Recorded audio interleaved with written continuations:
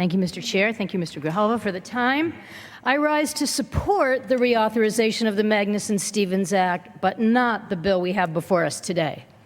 Like many of my colleagues here in Congress who represent coastal states, I know the importance of a vibrant fishery and the importance of federal policy in this area that keeps our nation's fisheries moving forward.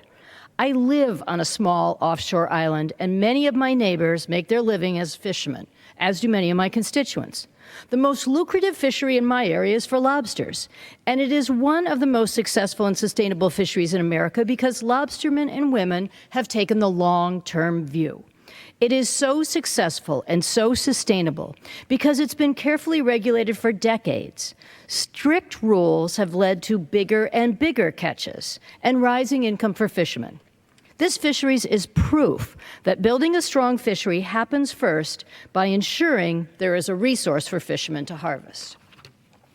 Iconic species like haddock and pollock have been devastated by overfishing. They can still make a comeback, but not if we turn our backs on them and the fishermen who depend on them. The collapse of many of these fisheries has taken its toll on fishing families and fishing communities, but slowly rebuilding these species is rebuilding our hope for the future. Now is not the time to abandon these efforts. Now is not the time to give up on the progress we've already made.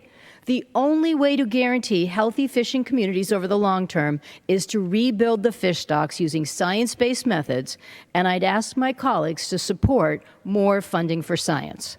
The future of many coastal communities is based on sustainable fisheries, not rolling back management systems that give just a few fishermen a short-term boost.